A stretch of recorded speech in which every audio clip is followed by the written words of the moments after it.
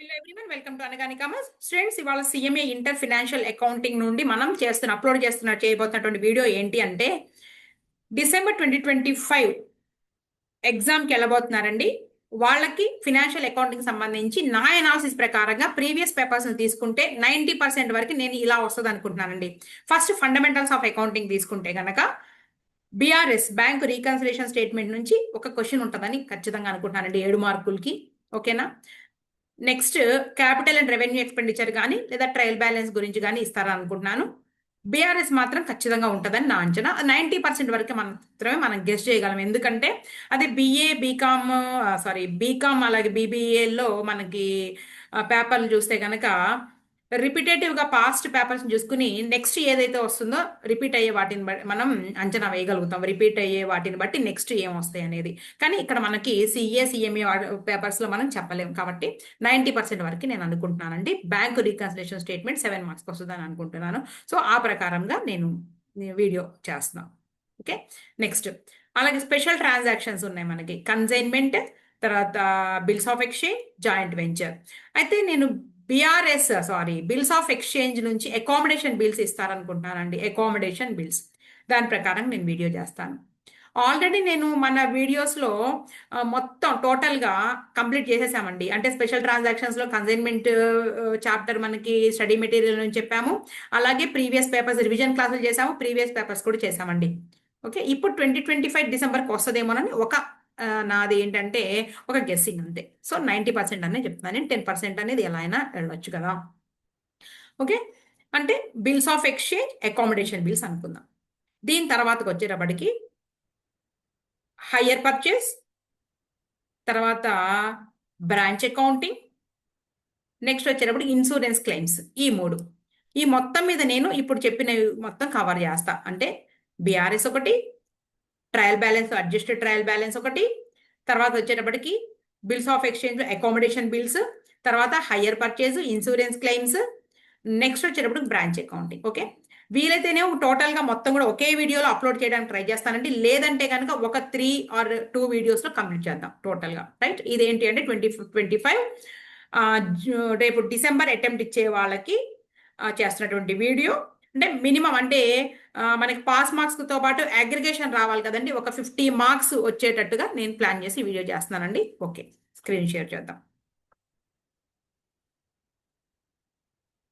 Okay అండి, ఇదిగోండి 2023 December paper. 2023 December first మనం బీఆర్ఎస్ బ్యాంకు రీకన్సిలేషన్ స్టేట్మెంట్ తీసుకోబోతున్నాము. ఇదిగోండి section B second question.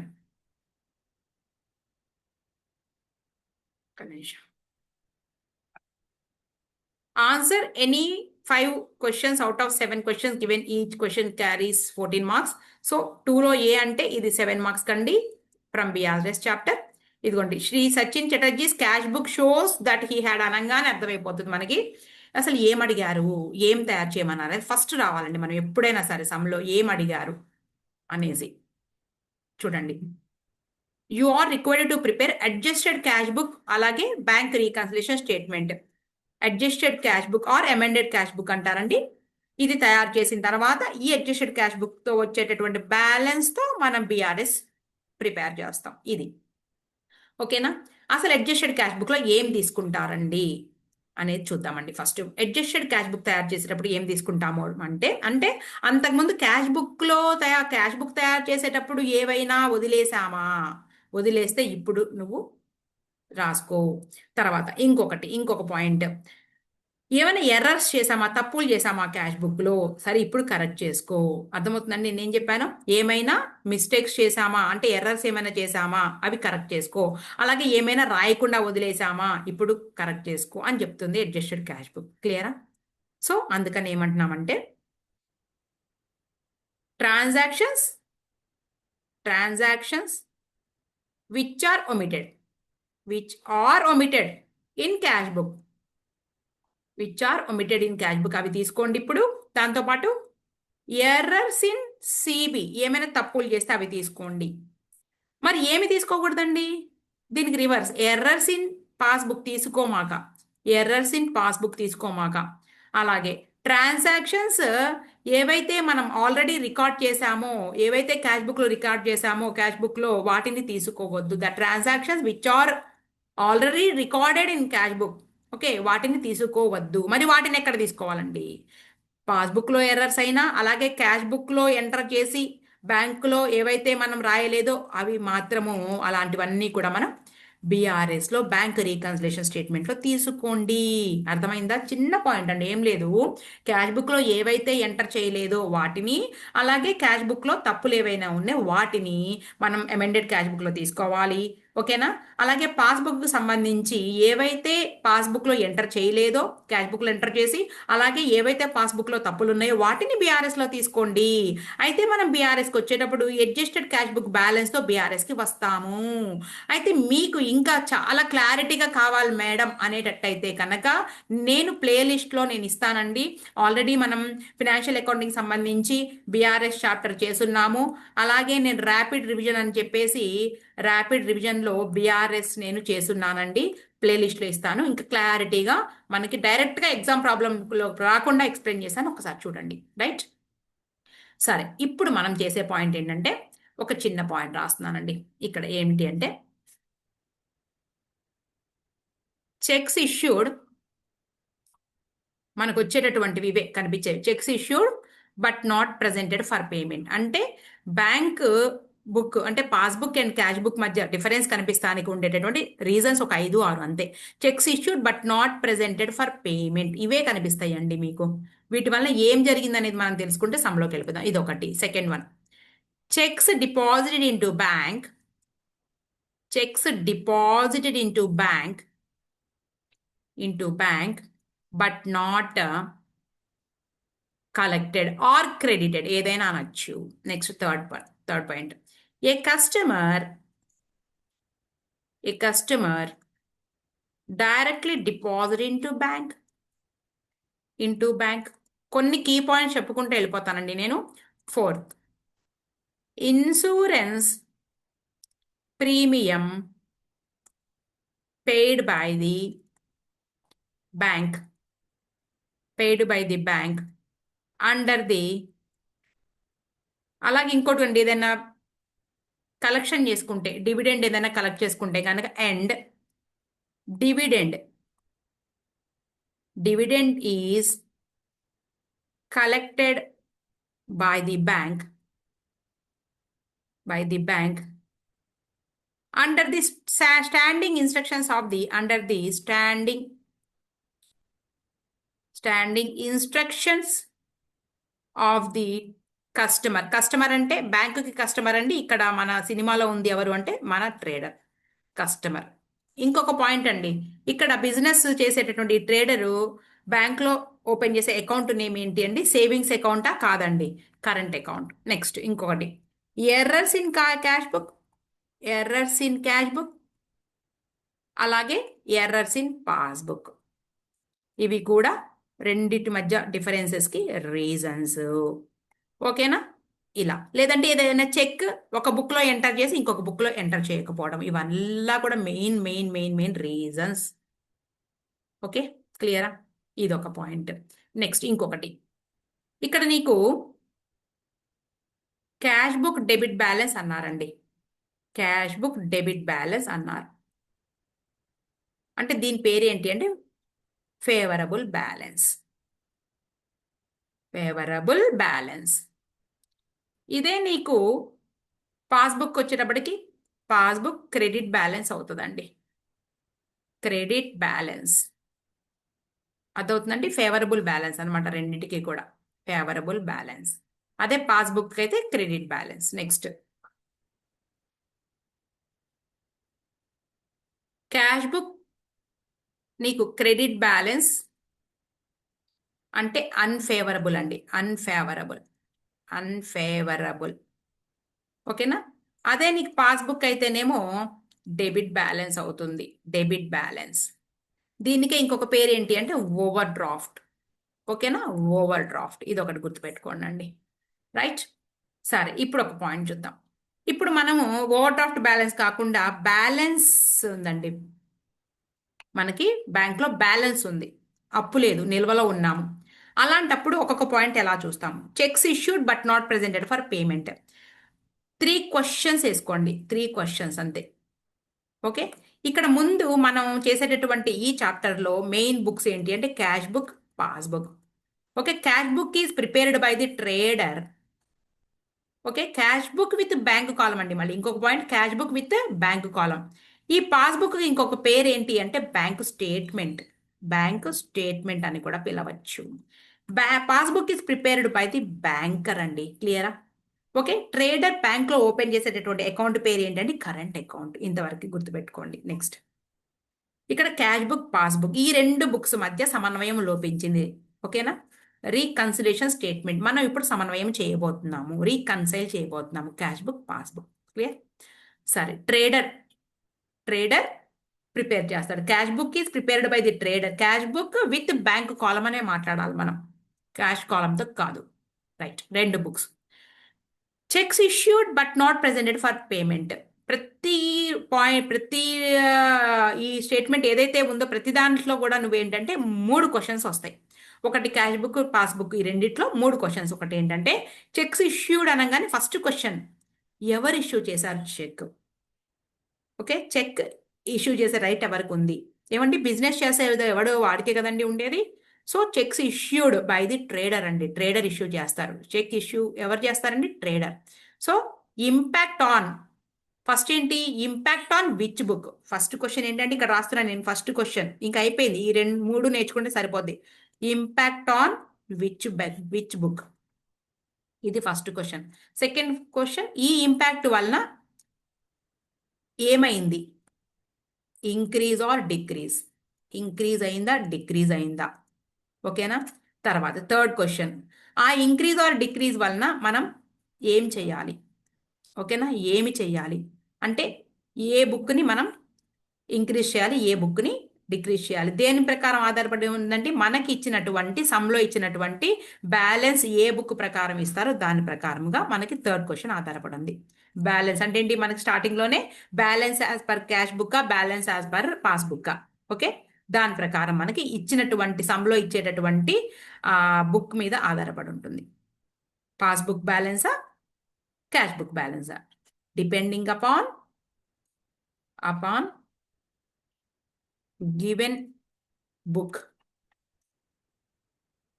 in the sum లేదా ఇన్ ది ప్రాబ్లంలో ఇచ్చినటువంటి బుక్ మీద ఆధారపడి ఉంటుంది. Impact on which book, first question. ఆ ఇంపాక్ట్ వలన ఇంక్రీజ్ అయిందా, డిక్రీజ్ అయిందా?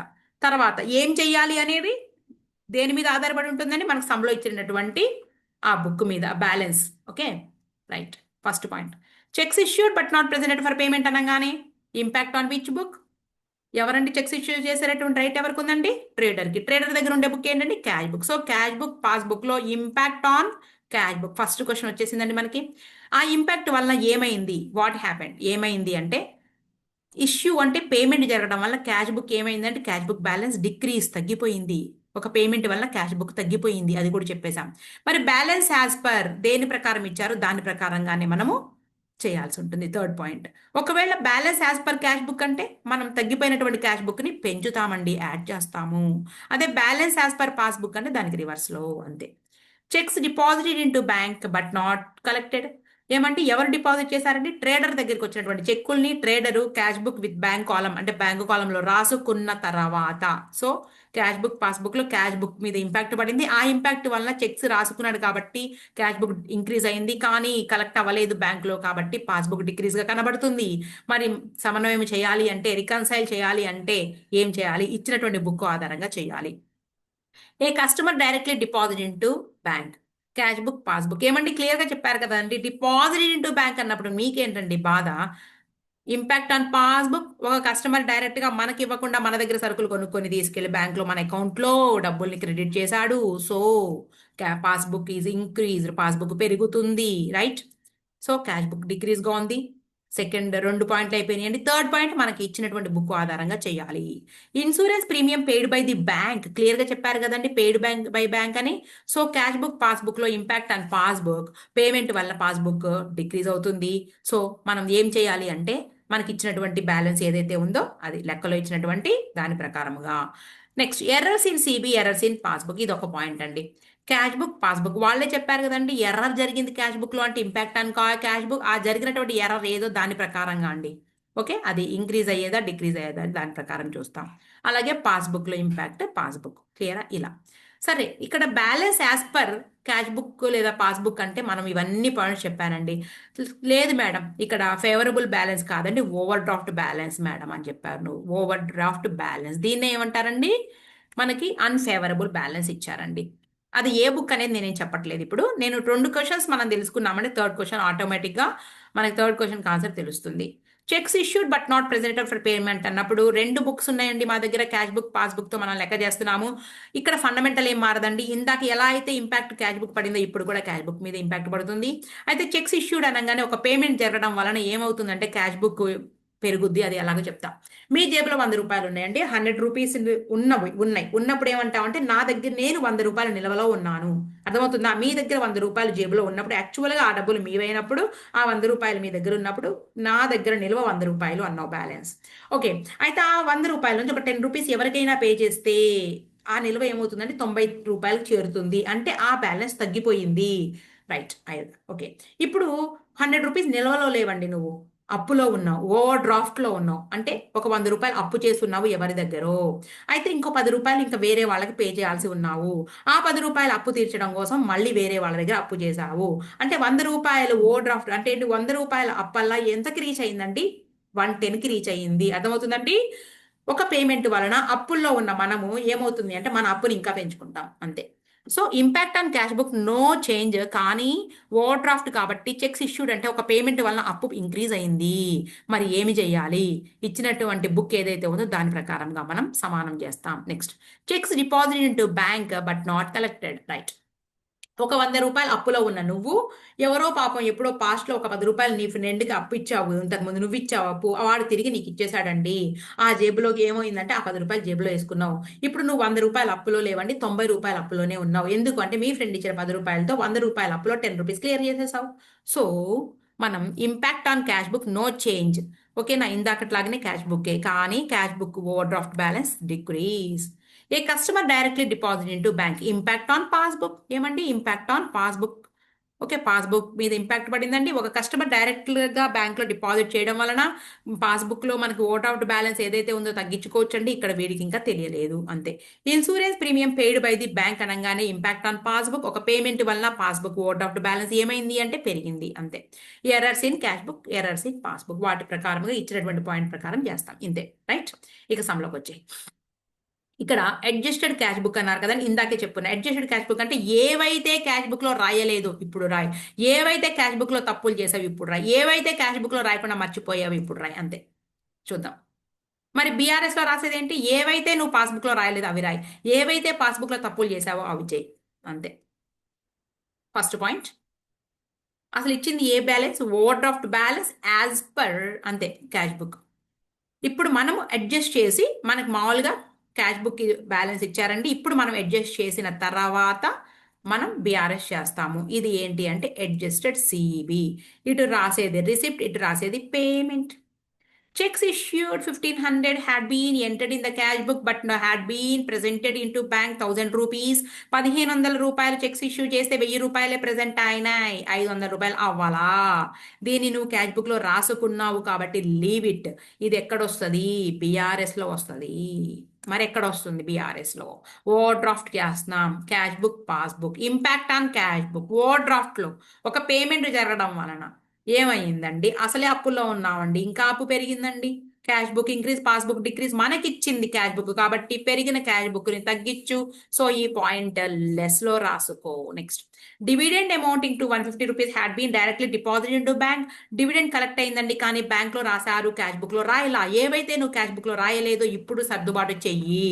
డివిడెండ్ అనగానే ఒక రిసిప్ట్ అండి, సో 150 రూపీస్ ని డివిడెండ్ అని చెప్పేసి డెబిట్ సైడ్ రాసుకో. Next, Bank charges, bank credited interest on bank deposit of rupees 170, but the same had been debited in the cash book on 6th October. ఏమండి 6th అక్టోబర్లో debit అయిందంటండి, రిసిప్ట్లో రాశారు, కానీ మనం చేసేది 30th సెప్టెంబర్ నాటికి అవ్వలేదనేగా. రాజుగారి పెద్ద భార్య చాలా అందంగా ఉందంటే చిన్న భార్య బాగలేదనే కదండి. చెప్పవసరలా చిన్న భార్య బాగుంది, బాగుందా బాగలేదో, ఒకళ్ళతో కంపేర్ చేశారు అంటే మనకు అర్థం చేసుకోవాలి మనం.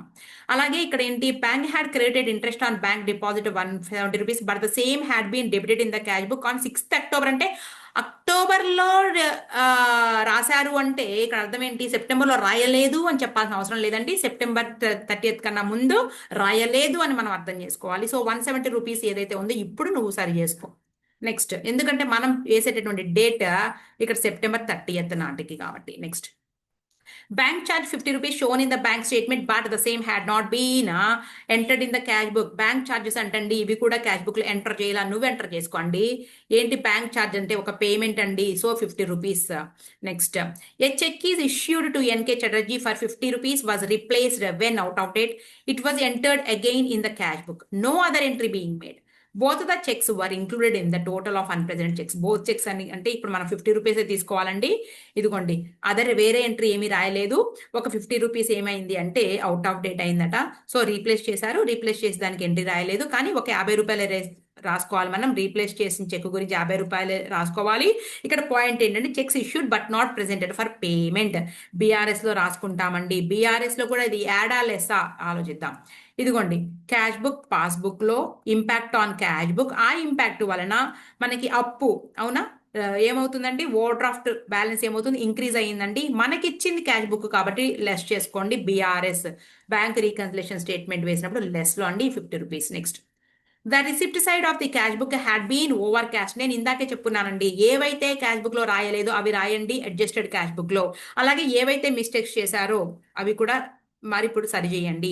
The receipt side of cash book had been over cast by 20 rupees అంటండి. ఇక్కడ నేను ఒక ఎగ్జాంపుల్ చెబుతానండి.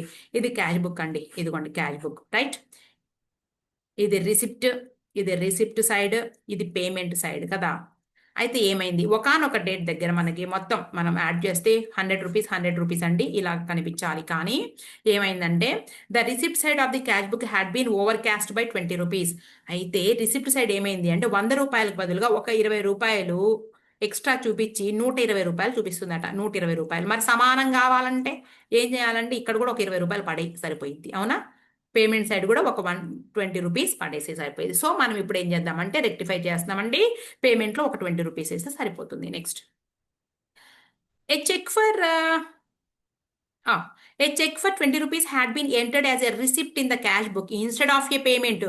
ఒక రిసిప్ట్, ఒక పేమెంట్ చేయబోయి ఒక రిసిప్ట్గా రాశారంట. ఓకే, ఒక పేమెంట్ రాయబోయి ఒక రిసిప్ట్గా రాశారట. ఇదిగోండి, ఒక పేమెంట్ రాయబోయి ఒక రిసిప్ట్గా ఒక 20 రూపాయలు. యాక్చువల్గా అయితే 100 చూపించాలండి. ఒక పేమెంట్ రాయబోయి ఒక రిసిప్ట్గా 100 చూపించాల్సింది పోయి ఏం చేశారంటే ఒక 20 రూపాయలని ఎక్స్ట్రాగా, ఇదిగోండి ఒక 20 రూపాయలని ఎక్స్ట్రాగా ఒక పేమెంట్ రాయలేకపోవడం వలన 100 రూపాయలు చూపించాల్సింది ఒక పేమెంట్ 20 రూపాయలు రాయకపోవడం వలన 80 చూపిస్తుందండి. ఆ 20 రూపాయలని తీసుకొచ్చి అక్కడ వేయకుండా ఇక్కడ వేసేసరికి 100 రూపాయలలో 120 అయిందండి. అర్థమవుతుందా. యాక్చువల్గా అంతా బాగుంటే 100 ఏ బాధ లేదు, కానీ ఒక 20 రూపీస్ ఇక్కడ రాయలేదు, పేమెంట్గా రాయకపోవడం వల్ల 100 రూపాయలల్లా ఇదంతా యాడ్ చేస్తే ఏమైందంటే 80 రూపీస్గా కనబడుతుంది. అనవసరంగా రిసిప్ట్లో రాయడం వలన 100 రూపాయలు కనబడాల్సింది 20 రూపీస్ ఇంక్రీజ్గా కనబడుతుంది పెరిగి. సో రెండిటి డిఫరెన్స్ ఎంత అంటే 40. ఒక సైడ్ రాయాల్సింది మర్చిపోయి ఇంకొక సైడ్ రాస్తే, తప్పుగా రాస్తే డబల్ అమౌంట్. సో 40 రూపాయలని మనం ఏం చేయాలి అంటే ఇప్పుడు పేమెంట్లో రాసుకో, అంతే కదండి. ఇప్పుడు 40 రాస్తేనే కదండి సరిపోయేది. సో 40 రూపాయలు రాసుకో పేమెంట్స్లో. నెక్స్ట్, ఇంకెక్కడున్నాం మనం. ఓకే, అయిపోయినాయా లైన్. ఇక్కడ ఉన్నాం, ఇక్కడ ఏ చెక్ అయిపోయింది. ఇది ఇక్కడ a cheque drawn for 8 had been incorrectly entered in the cash book as 88. A cheque, ఇది కూడా మనం అమెండెడ్ క్యాష్ బుకే, అమెండెడ్ అడ్జస్టెడ్ లేదా సిబిలోనే. ఇది కూడా అడ్జస్టెడ్ సిబి, ఇది కూడా adjusted CB. A check drawn 8 rupees had been incorrectly entered in the cash book. Incorrectly ఒక చోట రాయబోయి ఇంకొక చోట కాదండి, ఒక్క చోటే తప్పు చేశారు అంతే. ఒక చోటే తప్పు చేసినప్పుడు ఒక చోటనే మనం అమౌంట్ రాసుకుంటే సరిపోతుంది, డబల్ అమౌంట్ అవ్వదు. అదే ఒక సైడ్ బదులు ఇంకొక సైడ్ అయితే ఒక సైడ్ సరి చేయడానికి ఇంకొక సైడ్ ఎంటర్ చేయడానికి డబల్ అమౌంట్ అయిద్దండి. ఓకేనా? ఇన్స్టెడ్ ఆఫ్ అనలేదండి, ఇక్కడ ఒక చోటే తప్పు జరిగింది. ఆ తప్పు కూడా ఏంటి అంటే ఏ చెక్ డ్రాన్ అంటే పేమెంట్ సైడ్ తప్పుగా 88 రూపాయలు రాశాడంట. 88 రూపాయలు రాశారండి. రాయాల్సింది ఎంతండి? 108 రాయాలి.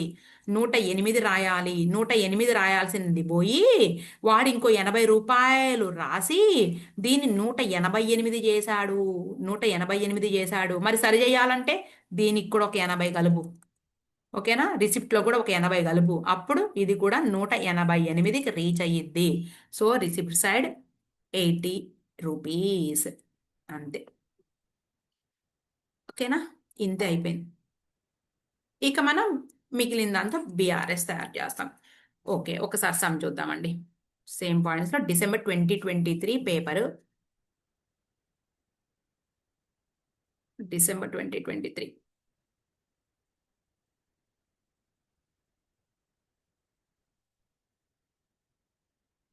ఒక నిమిషం.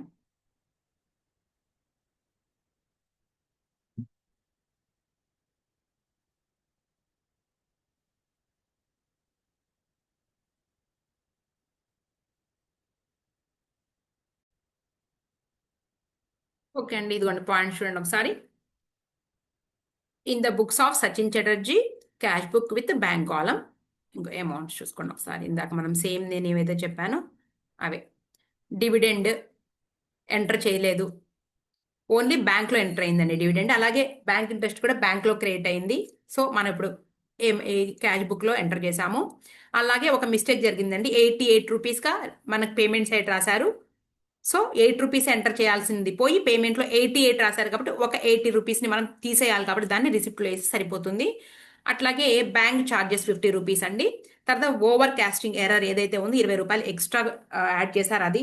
తర్వాత ఒక అమౌంట్ డెబిట్ రాయిపోయి మనకి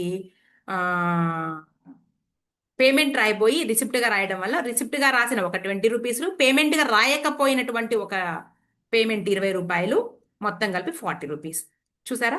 110 రూపీస్తో మనం ఓవర్ డ్రాఫ్ట్ బ్యాలెన్స్తో ఉన్నాం. ఎందుకు అంటే క్రెడిట్ సైడ్ ఎక్కువ ఉంది, డెబిట్ సైడ్ తక్కువ ఉంది. సో సేమ్ బ్యాంక్ రీకన్సిలేషన్ స్టేట్మెంట్లో మనం ఆ ఓవర్ డ్రాఫ్ట్ బ్యాలెన్స్ని, ఇదిగో over draft balance as per amended cash book అనేసి ఇలా తీసుకొచ్చి 2 పాయింట్ నేను బీఆర్ఎస్ చెప్పానండి. చెక్స్ ఇష్యూడ్ ఒకటిన్ను, తర్వాత క్యాన్సిల్డ్ చెక్ ఇష్యూడ్, ఈ 2 పాయింట్స్. మనం ఏంటి 550 రూపీసే మనకి లెస్ పాయింట్ ఎక్కువ ఉంది కాబట్టి దాంట్లో నుంచి ఈ ఓవర్ డ్రాఫ్ట్ తీసేస్తే మనకి 440 వచ్చేది ఫేవరబుల్ బ్యాలెన్స్ అవుతుందండి. Favourable balance as per passbook. Balance as per passbook అంటే ఫేవరబుల్ బ్యాలెన్స్ అండి ఇది.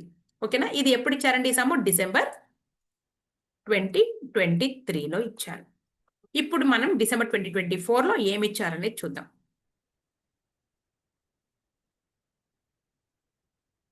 ఓకే, ఇదిగోండి డిసెంబర్ 2024 పైన ఉంది చూడండి ఇక్కడ,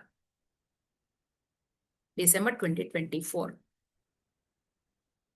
ఇప్పుడు కూడా ఇదే వస్తుందేమో అని ఒక 90% అయితే అనుకుంటున్నానండి నేను. చూద్దాం.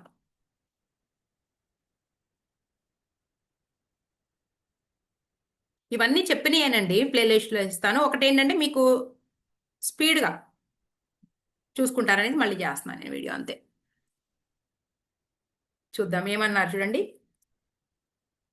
On comparing the cash book of Shivam with the bank passbook for the year ended 31st March 2024, following differences were noticed.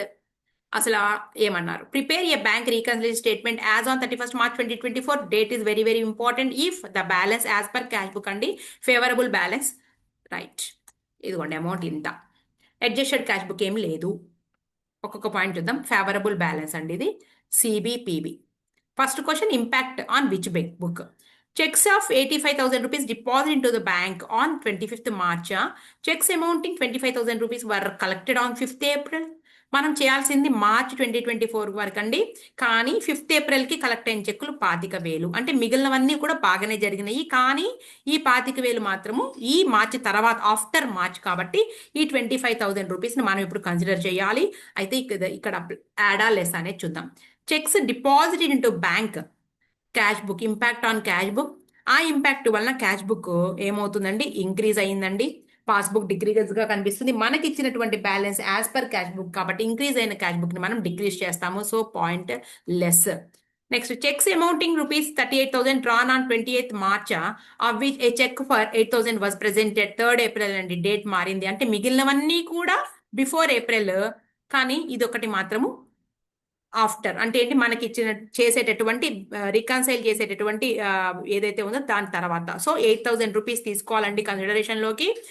Impact on cash book, checks amounting అంటే చెక్స్ ఇష్యూడ్ క్యాష్ బుక్ లో మనకి ఏమైందంటే impact కనబడింది. అదేంటి అంటే decrease అయిందండి. మనకి ఇచ్చినటువంటి balance as per cash book కాబట్టి యాడ్ చేయండి ఈ point. Next, a cheque for 4,000 entered in cash book but omitted to be banked on 31st March. ఇది కూడా impact on cash book, passbook లో impact on cash book. So ఒక cheque enter చేశారండి cash book లో, కానీ bank లో రాయలేదు కాబట్టి cash book increase, passbook decrease అండి. మనకు తెలుసు క్యాష్ బుక్ బ్యాలెన్స్ కాబట్టి లెస్ చేయండి. Next, A bill receivable for ₹18,000 previously discounted ₹90 with the bank had been dishonored but advice was received on 3rd April. ₹18,000 తీసుకోవాలండి. ₹90 నీకు సంబంధము లేదు. క్యాష్ బుక్, పాస్బుక్ లో డిజానర్ చెక్ మ్యాటర్ పాస్బుక్ లో వెంటనే enter చేసేస్తాడండి. So passbook decrease అవుతుంది, కానీ ఇంకా క్యాష్ బుక్ లో మనకు తెలియలేదు. అదవుతుందండి. క్యాష్ బుక్ లో ఇంకా తెలియలేదు కాబట్టి ఇంకా క్యాష్ బుక్ మనకి ఇంక్రీజ్ గానే కనబడుతుంది. పాస్బుక్ అయితే తెలియంగానే డిక్రీజ్ చేసేసారు, కానీ క్యాష్ బుక్ లో తెలియలేదు కాబట్టి క్యాష్ బుక్ డిక్రీజ్ ఇంక్రీజ్ గానే కనబడుతుంది. కాబట్టి మనం ఏం చేస్తాము అంటే లెస్ లో రాసుకుంటాం అండి ఈ point. Okay, cash book increase గానే ఉంది, డిజానర్ చెక్ మ్యాటర్ తెలియలేదు కాబట్టి. ఎప్పుడు తెలిసింది? 3rd April తెలిసింది కాబట్టి మనకి ఇంక్రీజ్ అయినట్టే కనిపిస్తుంది. So point less. Next, a cheque of ₹20,000 wrongly credited in the passbook. Wrong జరిగిందంటండి. On 29th March was reversed on 2nd April. కానీ సరి చేసింది ఎప్పుడు అంటే 2nd April, అంటే 31st March వరకు మాత్రం అది రాంగ్ గానే ఉంది. ఎక్కడ అంటే పాస్బుక్ లో. ఇంపాక్ట్ ఆన్ పాస్బుక్, ఒక చెక్ క్రియేట్ అవ్వడం వల్ల పాస్బుక్ టెంపరీగా పెరిగినట్టు కనబడుతుంది. మనకిచ్చింది క్యాష్ బుక్ బ్యాలెన్స్ కాబట్టి క్యాష్ బుక్ తక్కువగా ఉంది కాబట్టి ఈ పాయింట్ యాడ్ లో రాసుకోండి. Next, bank had wrongly debited ₹15,000 in the account on 31st March and reverse it 10th April. Mistake అయితే కనబడుతుందండి 31st March వరకు. ఏంటి అంటే బ్యాంక్ చేసిందండి wrong. So impact on passbook, wrong debit వల్ల పాస్బుక్ పడిపోయింది, తగ్గిపోయింది. సో మనకు తెలుసు క్యాష్ బుక్ కాబట్టి ఆ లెవెల్ వరకు క్యాష్ బుక్ ని కూడా తగ్గించండి. సో లెస్ అండి పాయింట్. ఓకేనా? ఇంకా నేను స్పెషల్గా ఏం చెప్పట్లేదు, దీని ప్రకారంగా ఫాలో అయిపోండి. ఓకే, ఇది December 2024 పేపర్. ఒకసారి చెక్ చేసుకుంటే చూద్దాం. December 2024 సెకండ్లో ఇదిగోండి, సెకండ్లో ఏ క్వశ్చన్ చూడండి ఒకసారి. Right, balance as per cash book, debit balance అంటే ఫేవరబుల్ బ్యాలెన్స్, యాడ్. ఇక మిగిలిన less less less less points. క్లియరా? రైట్, ఈ రెండు అమౌంట్లు యాడ్ చేస్తే 28,000. ఇక్కడ యాడ్ అన్నాం కదండి, అంటే దేనికి యాడ్ అండి? దీనికి. అంటే ఈ అమౌంట్కి ఈ రెండింటిని యాడ్ చేస్తే ఈ అమౌంట్కి రీచ్ అయ్యాం. తర్వాత లెస్, వేటిని? ఈ మొత్తాన్ని. ఈ మొత్తము అంటే ఎంత అండి? 62,000. లెస్ చేయాలి దేని నుంచి? దీని నుంచి. సో లెస్ చేస్తే ఇది answer. Balance as per passbook. ఇంతే. నెక్స్ట్ అయిపోయింది. ఇప్పుడు నేనేం చెప్పబోతున్నానంటే మీకు నెక్స్ట్ టాపిక్లో 2023 డిసెంబర్కి తీసుకెళ్తున్నాను మిమ్మల్ని. 2023 డిసెంబర్లో ట్రయల్ బ్యాలెన్స్ గురించి మాట్లాడతానండి. ఫండమెంటల్స్ ఆఫ్ అకౌంటింగ్లో ఉన్నాం కదండి, ట్రయల్ బ్యాలెన్స్ గురించి మాట్లాడదాం. ఇది paper December 2023. Okay, trial balance ఇక్కడ ఏమడిగారంటే, from the following details prepare and adjusted trial balance as at 31st March 2023. Adjusted trial balance తయారు చేయమన్నారండి. నోట్స్ ఇచ్చారండి. ఇక్కడ salaries and wages due to be paid అంటే అవుట్ స్టాండింగ్ అనమాట. అలాగే insurance was paid to the extent అంటే ఇక్కడ advance గా పే చేశారంటే prepaid. Okay, a sum of ₹500 to be return off as bad debt అట. తర్వాత sundry expenses include 2000 spent for the personal purpose అంటండి. Sales for the period include 500 worth of goods cost taken by the proprietor అంట ఇలా ఇచ్చారండి. డిప్రిసియేషన్లు ఇచ్చారండి. Closing stock ఇదేంటండి, trading and profit and loss account తయారు చేయకుండా మనకి అడ్జస్ట్మెంట్స్ ఇచ్చి ట్రయల్ బ్యాలెన్స్ అడ్జస్ట్ చేయమంటున్నారు అంటే చెప్తా మీకు. అసలు ముందు మీరు తెలుసుకోవాలి. ఏం తెలుసుకోవాలి అంటే ఒక్క నిమిషం, ఇదిగోండి ఇది ట్రయల్ బ్యాలెన్స్ అవునా. ట్రయల్ బ్యాలెన్స్లో డెబిట్ బ్యాలెన్సెస్, క్రెడిట్ బ్యాలెన్స్ అవునా. డెబిట్ బ్యాలెన్సెస్ డిబి సిబి అంటే credit balance, debit balance, credit balance ఏమేమి రాస్తాము. ఏవైతే మనకు పర్సనల్ అకౌంట్ ప్రకారం డెబిట్ ఉన్నాయో అవన్నీ రాస్తాం. పర్సనల్ అకౌంట్ ప్రకారం డెబిట్ ఉన్నాయన్నీ డెబిట్ రాస్తాము, అలాగే క్రెడిట్. అలాగే ఇదిగోండి మనకి 3 అకౌంట్స్ తెలుసు కదా. ఒకటి ఏంటి, పర్సనల్ అకౌంట్, పర్సనల్ అకౌంట్స్, తర్వాత 2 రియల్ అకౌంట్స్, 3 నామినల్ అకౌంట్. వీటిల్లో ఏవైతే డెబిట్ అయితే డెబిట్, దాంట్లో ఏవైతే క్రెడిట్ అయితే క్రెడిట్. పర్సనల్ అకౌంట్లో మనం రాస్తాము ఏమని, debit the receiver, credit the giver అండి. Debit the receiver, credit the giver. ఎవరండి డెబిట్ ద రిసీవర్ అనగానే పర్సన్. ఇక్కడ మనం ఎవరికి అయితే సరుకులు అమ్మామో వాళ్ళ నుంచి మనకి అమౌంట్ రావాల్సి ఉంది, వాళ్ళు మన డెటార్స్. వాళ్ళు డెటార్స్ అండి, డెటార్స్.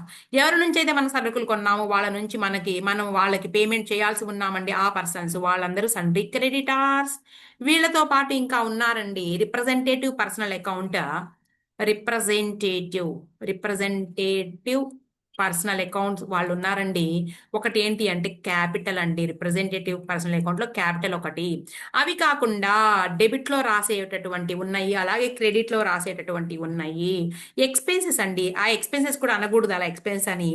అవుట్ స్టాండింగ్ ఎక్స్పెన్సెస్ ఏవైతే ఉన్నాయో అవుట్ స్టాండింగ్ ఎక్స్పెన్సెస్, అలాగే వీటితో పాటు ఇన్కమ్ రిసీవ్డ్ ఇన్ అడ్వాన్స్, అవి క్రెడిట్ బ్యాలెన్స్. అర్థమవుతుందా. నెక్స్ట్ అలాగే డెబిట్ బ్యాలెన్స్లో అవుట్ స్టాండింగ్ ఎక్స్పెన్సెస్కి రివర్స్ ప్రీపెయిడ్ ఎక్స్పెన్సెస్, అలాగే income income receivable, income receivable, income has to be received, ఇంకా రావాల్సినటువంటి ఇన్కమ్. ఇవన్నీ కూడా పర్సనల్ అకౌంట్లో డెబిట్ బ్యాలెన్సే. క్లియర్. మరి real account relates to assets కదండి, అసెట్స్ అన్ని కూడా డెబిట్ బ్యాలెన్సే.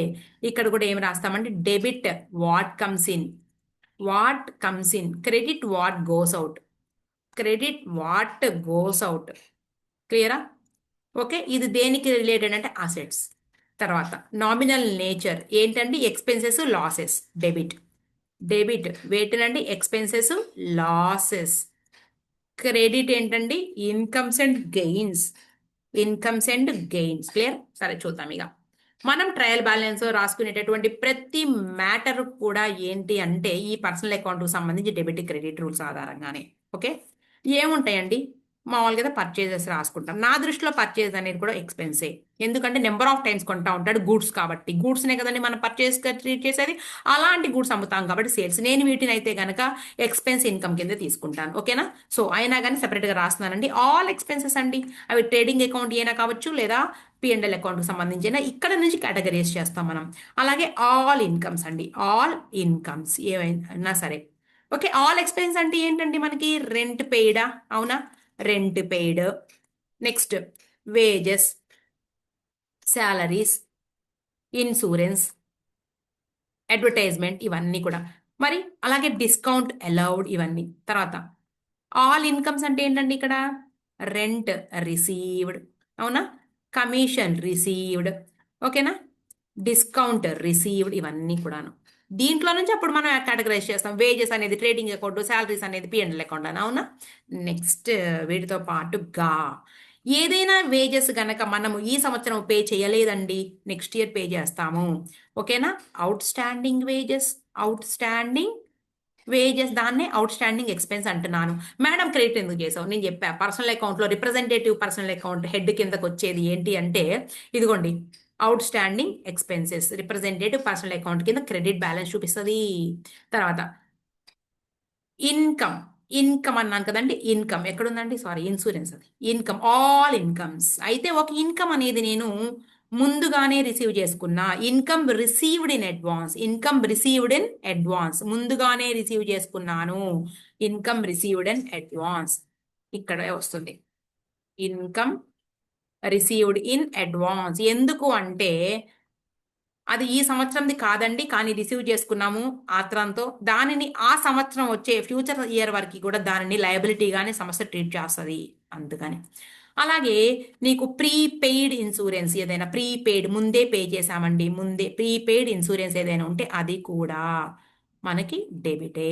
ప్రీపెయిడ్ ఇన్సూరెన్స్ అంటే ప్రీపెయిడ్ ఎక్స్పెన్స్ అనమాట, ఒక రకంగా ప్రీపెయిడ్ ఎక్స్పెన్స్ కూడా డెబిటే అకార్డింగ్ టు పర్సనల్ అకౌంట్. అందులోనూ రిప్రజెంటేటివ్ పర్సనల్ అకౌంట్లో ప్రీపెయిడ్ ఎక్స్పెన్సెస్ మనం రాసుకోవాలి. నెక్స్ట్ అలాగే income to be received, income యాక్చువల్గా ఆల్ ఇన్కమ్స్ ఆర్ క్రెడిటెడ్, కానీ ఇన్కమ్ టు బి రిసీవ్డ్ రావాల్సిన ఇన్కమ్ లేదా ఇన్కమ్ రిసీవబుల్ ఏదైనా ఉంటే, ఇన్కమ్ రిసీవబుల్ ఉంటే గనక అది డెబిట్ బ్యాలెన్స్ చూపిస్తుంది according to personal rule, representative personal account.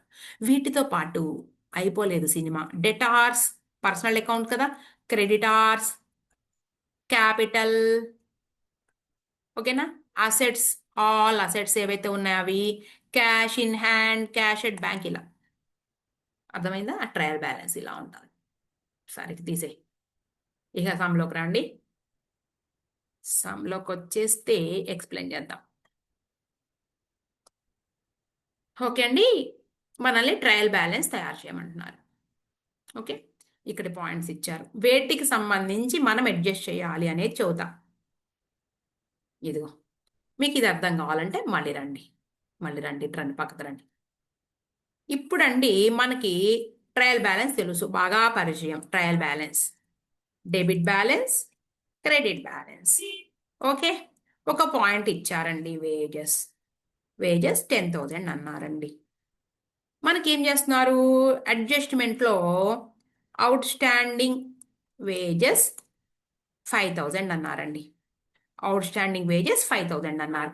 నిన్ను ఏమి తయారు చేయమన్నారంటే ట్రేడింగ్ అండ్ P&L అకౌంట్, అలాగే నిన్ను బ్యాలెన్స్ షీట్ తయారు చేయమన్నారండి. ఇప్పుడు ఇదే వేజెస్ని నువ్వు ఈ అడ్జస్ట్మెంట్ ఆధారముగా ఎలా చేస్తావు, ఈ అడ్జస్ట్మెంట్ ఆధారంగా అంటే ఇలా చేస్తాం. అడ్జస్ట్మెంట్ అనగానే 2 టైమ్స్ తీసుకోండి, ఎందుకు అంటే ఇక్కడ కలిసి లేదు, కలుపుకోండి. ఆ సంవత్సరం ఎక్రూయల్ బేస్ అకౌంట్ ప్రకారముగా వేజెస్ 10,000 రూపీస్ తీసుకున్నాము, కానీ ఇంకా ఆ ఇయర్ ఎండ్ చూసినట్లయితే ట్రయల్ బ్యాలెన్స్లో ఎంటర్ కానటువంటి వేజెస్ 5,000 ఉన్నాయి, అవి కూడా ఈ సంవత్సరం ఇయే కాబట్టి 10,000 ప్లస్ 5,000 రూపీస్ అవుట్ స్టాండింగ్ కూడా మనం తీసుకుంటే 15,000 రూపీస్ టోటల్గా ఆ సంవత్సరం యొక్క వేజెస్ 15,000 రూపీస్. మరి ఇక్కడ లయబిలిటీస్ అంటే ఇటు సైడ్ అసెట్స్ కదా. ఈ వేజెస్ ఏవైతే ఉన్నాయో అవుట్ స్టాండింగ్ వేజెస్ అని నువ్వు ఇలా రాస్తావా లేదా అంటే దీని ఎంట్రీ ఏంటంటే అడ్జస్ట్మెంట్ ఎంట్రీ ఫర్ వేజెస్ లేదా అవుట్ స్టాండింగ్ ఎక్స్పెన్సెస్కి అడ్జస్ట్మెంట్ ఎంట్రీ ఏంటంటే వేజెస్ అనేటటువంటి expense, wages account debit to outstanding wages. ఎందుకు madam outstanding wages credit చేసావు, అకార్డింగ్ టు మనకి personal account, representative personal account rule ప్రకారముగా. Okay, outstanding ఎక్స్పెన్సెస్ని మనం ఏం చేస్తాము, డెబిట్ చెయ్యమండి. ఈ అవుట్ స్టాండింగ్ ఎక్స్పెన్స్ ఏదైతే ఉందో అది క్రెడిట్ చేసుకుంటాము according to representative personal account, credit balance కింద చూపిస్తాము. ఇది ఎంట్రీ, క్లియర్ అండి. అయితే ఇప్పుడు ఏమంటున్నారంటే అసలు ఇక్కడ అడ్జస్ట్ చెయ్యను నేను, ఇక్కడ వద్దు, అసలు మీరు దీన్ని అడ్జస్టెడ్ ట్రయల్ బ్యాలెన్స్లో చూపిస్తే ఎలా ఉంటుంది, అడ్జస్టెడ్ ట్రయల్ బ్యాలెన్స్లో అడ్జస్ట్ చేసుకున్న తర్వాత మేము ట్రేడింగ్ అకౌంట్ P&L అకౌంట్ తయారు చేస్తాము అని అడిగాడండి ఒకడు. అప్పుడు అడ్జస్టెడ్ ట్రయల్ బ్యాలెన్స్ వేయాల్సి వస్తే అప్పుడు ఈ అడ్జస్ట్మెంట్ని మనం ఎలా చేస్తామంటే ఈ ట్రయల్ బ్యాలెన్స్ తర్వాత మనం అడ్జస్టెడ్ ట్రయల్ బ్యాలెన్స్ తయారు చేయాల్సి వస్తే ఇదిగోండి డెబిట్ బ్యాలెన్స్, క్రెడిట్ బ్యాలెన్స్. ఇప్పుడు మనం ఏం చేస్తాం, దీన్ని ఎలా అడ్జస్ట్ చేస్తాం అడ్జస్టెడ్ ట్రయల్ బ్యాలెన్స్లో ఎందుకంటే తిక్కోడు ఏమన్నాడంటే నేను దీని ప్రకారం ట్రేడింగ్ అండ్ పిఎండ్ఎల్ అకౌంట్ వేయను, అడ్జస్టెడ్ ట్రయల్ బ్యాలెన్స్ వేసుకున్న తర్వాత వేస్తాను, ముందు అడ్జస్ట్ చేయండి ట్రయల్ బ్యాలెన్స్ లో, ఏదైతే అడ్జస్ట్ చేయలేదు అన్నాడు. అప్పుడు ఎలా చేస్తామంటే దీన్ని, ఈ వేజెస్ 10,000 రూపీస్ ఉంది కదా, ఈ మొత్తాన్ని కూడా మనం డెబిట్ సైడ్ వేజెస్ లో, ఇదిగో వేజెస్ లో 10,000 ప్లస్ 5,000 మొత్తం 15,000 రాసుకుని, డెబిట్ ఎప్పుడు కూడా ఈ డెబిట్ క్రెడిట్ సమానంగా ఉండాలి, అవునా, డెబిట్ ఈక్వల్స్ టు క్రెడిట్ సమానంగా ఉండాలి క్రెడిట్ బ్యాలెన్స్ తో. ఇదిగోండి అవుట్ స్టాండింగ్ వేజెస్ 5,000 రూపీస్. ఎంతైతే నువ్వు ఎక్స్ట్రా రాసావో, ఇప్పుడు అంతకుముందు 10,000, ఇప్పుడు ఎక్స్ట్రా 5,000 రూపాయలు రాసావు, ఆ ఎక్స్ట్రా తీసుకొచ్చి ఇక్కడ పడే 5,000, ఇదండి అడ్జస్టెడ్ ట్రయల్ బ్యాలెన్స్ లో. రైట్. ఇప్పుడు ఏం చేస్తామండి ట్రేడింగ్ అండ్ పిఎండ్ఎల్ అకౌంట్ లో రాసుకో, ట్రేడింగ్ అకౌంట్ అలాగే బ్యాలెన్స్ షీట్. ఏం రాస్తామంటే 2 వేజెస్ అడ్జస్టెడ్ ట్రయల్ బ్యాలెన్స్ లో నేను 15,000 రూపాయలు తీసుకున్నాను, ఇదిగో. మరి ట్రయల్ బ్యాలెన్స్ లో లయబిలిటీస్ సైడ్ 5,000 రూపాయలు నోట్ చేయండి, అవుట్ స్టాండింగ్ వేజెస్. అర్థమైందండి, ట్రయల్ బ్యాలెన్స్ లో 10,000, sorry trading and P and L account లో 15,000, బ్యాలెన్స్ షీట్ లో 5,000. మరి ఇందాక చేసింది ఏంటండి, మేము ఇందాక అదే, కాకపోతే ట్రేడింగ్ అండ్ పిఎన్ఎల్ అకౌంట్లో సెపరేట్గా 5,000 యాడ్ చేసుకుని, ఆ సెపరేట్గా యాడ్ చేసుకున్న 5,000ని ఇలా చూపించాం. ఇప్పుడు సెపరేట్గా యాడ్ చేయలేదు, ఆల్రెడీ అడ్జస్టెడ్ ట్రయల్ బ్యాలెన్స్లో అడ్జస్ట్ చేశారు కాబట్టి డైరెక్ట్గా 15,000, ఇక్కడ 5,000, ఏదైనా ఒకటే అర్థమైందా? అది ఇక్కడ మ్యాటర్. సార్ నేను ఇంకొక పాయింట్ చెప్తున్నానండి. ఏమన్నారంటే నీకు ఇక్కడ ట్రయల్ బ్యాలెన్స్ ఒకటి ఇచ్చారండి, మామూలుగా ఇన్ఫర్మేషన్ ఇచ్చారు. ఏంటి నీకు అంటే, ఒక ఎక్స్పెన్స్ అండి, ఇన్సూరెన్స్ అండి. ఇన్సూరెన్స్ అంట 1,000 రూపాయలు. ఇక్కడ కింద అడ్జస్ట్మెంట్గా ప్రీపెయిడ్ 200 అన్నారండి. ఇప్పుడు అడ్జస్టెడ్ ట్రయల్ బ్యాలెన్స్ నువ్వు ఎలా చేస్తావు అని అడిగారు. ఇది expense debit side, insurance 1,000 rupees ఏదైతే ఉందో ఆ 1,000 రూపీస్లో 200 రూపాయలు ముందుగా పే చేశారు అంటే ఈ సంవత్సరంది కాదు, వచ్చే సంవత్సరం ఇప్పుడే ఆత్రం చేత పే చేసేసారంట. సో 800, ఓకేనా. అది ఏదైతే ప్రీపెయిడ్ ఉందో దానిని మనం స్పెషల్గా రాస్తాము 200. ఇది లెక్క. ఇలా అండి, క్లియరా? ఇలా ఉంటుంది. ఇప్పుడు మనం అడ్జస్ట్ చేయబోయేది ఇలా ఉంటుంది అని చెప్తున్నా, అంతే. రైట్. ఇక మనం సమ్లోకి వెళ్ళిపోతే ఇది some. Okay. From the following details prepare adjusted trial balance. Okay, లైన్గా చూద్దామండి. ఈ పాయింట్స్ అన్ని ఇచ్చారు. పర్చేజెస్ అండి 65,000 అంట, మనం అడ్జస్ట్ చేయాలా లేదా అనేది చూద్దాం పాయింట్ని బట్టి. కొన్నేమో కింద అడ్జస్ట్మెంట్స్ ఏమి ఉండవు, డైరెక్ట్గా రాస్తాం. క్యారేజ్ ఇన్వర్డ్ ముందు అడ్జస్ట్మెంట్స్ చదువుకో. శాలరీస్ వేజెస్ని ఇప్పుడు అడ్జస్ట్ చేయాలి. Insurance was paid to the extent of ₹300 adjust చేయాలి insurance. A sum of ₹500 to be return off as bad debt out of sundry debtors. Okay, అసలు సన్రీ డెటార్స్కి అడ్జస్ట్మెంట్ లేకుండా నేనే లేదు, చిన్నప్పటి నుంచి చదువుకున్నా నేను. సన్రీ ఎక్స్పెన్సెస్ ఇంక్లూడ్ 2,000. తర్వాత sales for period include drawings సంబంధించి ప్రొపరేటర్ వంట. తర్వాత డిప్రిసియేషన్ నా చిన్నప్పటి నుంచి చదువుకుంటానే ఉన్నానండి, వీటి డిప్రిసియేషన్ ఖచ్చితంగా ఉంటుంది. Closing stock. రైట్. పర్చేస్ సంగతి తర్వాత మాట్లాడతా. క్యారేజ్ ఇన్వర్డ్కి no adjustment, direct as it is రాసేయండి. వేజెస్కి అడ్జస్ట్మెంట్ ఉంది, సో నేను ఇలా రౌండప్ చేస్తాను. శాలరీస్కి అడ్జస్ట్మెంట్ ఉంది, నేను రౌండప్ చేస్తాను. రేట్స్ అండ్ ట్యాక్సెస్కి అడ్జస్ట్మెంట్ లేదు. ఇన్సూరెన్స్కి అడ్జస్ట్మెంట్ ఉంది, నేను ఇలా రాస్తాను. ఇంట్రెస్ట్ పెయిడ్ నో అడ్జస్ట్మెంట్, సేల్స్కి అడ్జస్ట్మెంట్ ఉంది. Okay. Cash and bank bills payable, sundry creditors, plant and machinery ఉంది కదండి. బిల్డింగ్ డిప్రిసియేషన్లు ఉన్నాయి. Bills receivable, sundry debtors, capital, sundry expenses, opening stock. ఇది మ్యాటర్. రైట్. ఓకే, ఫస్ట్ పర్చేజెస్తో స్టార్ట్ చేద్దాం. ఈ అడ్జస్ట్మెంట్ క్లోజింగ్ స్టాక్ని పీకేయండి, ఇక్కడ నుంచి పీకేసేసి ట్రయల్ బ్యాలెన్స్ అడ్జస్ట్ చేయి. ఒక్కొక్క పాయింట్ చెప్పుకుంటే రబ్ చేసుకుంటూ వెళ్ళిపోతాను నేను. ఇదిగోండి అడ్జస్టెడ్ ట్రయల్ బ్యాలెన్స్.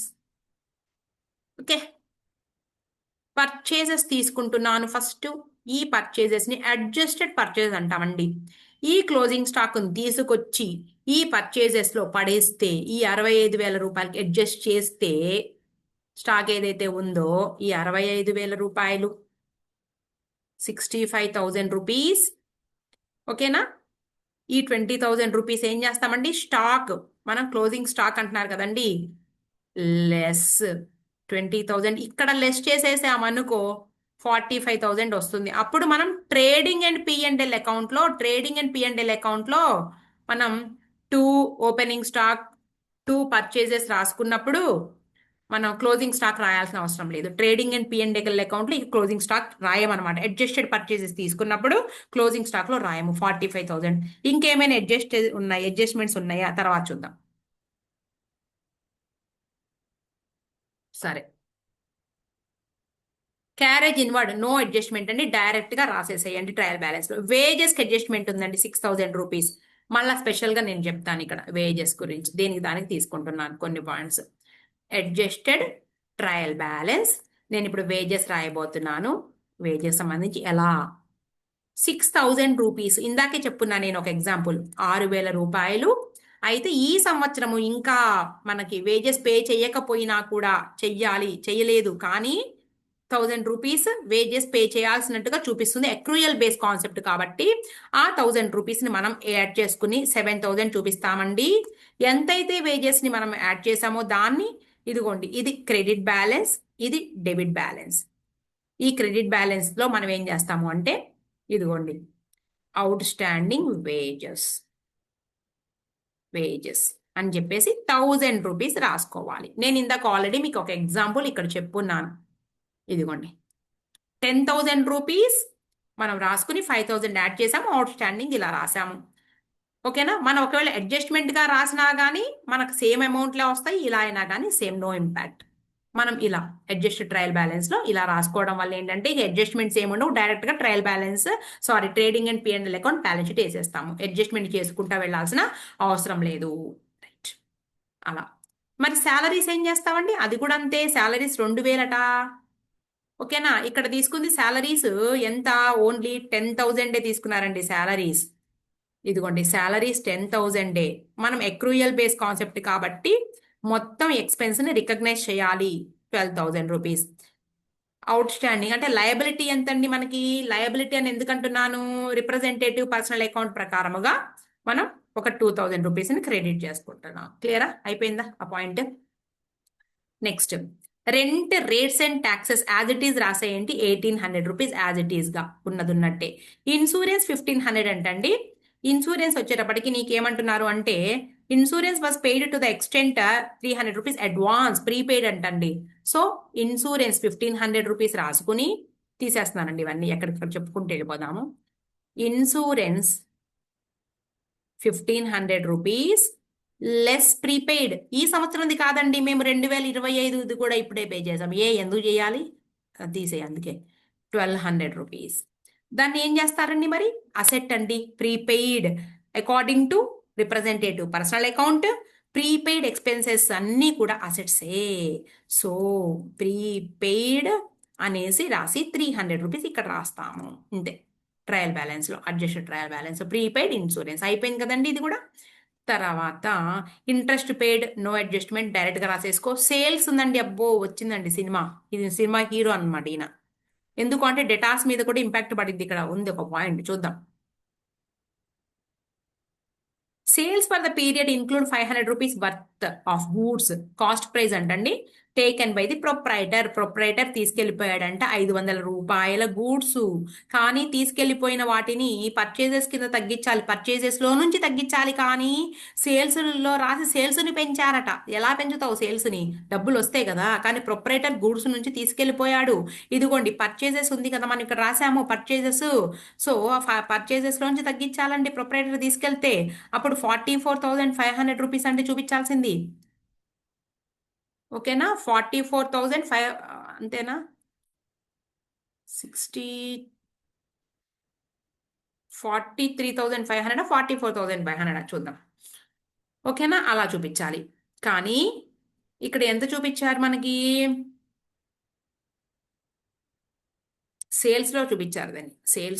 సేల్స్ ఎంతండి టోటల్ అమౌంట్ మనకి, సేల్స్ ఎక్కడున్నాయి, 95,000 రూపీస్ సేల్స్ ఉన్నాయి కదా, సేల్స్లో ఇంక్లూడ్ అయి ఉంది. 95,000 రూపీస్లో లెస్ చేసుకో. 95,000 రూపీస్లో ఎలా చూపిస్తావు నువ్వు, తీసేసాయి 94,500గా చూపించు.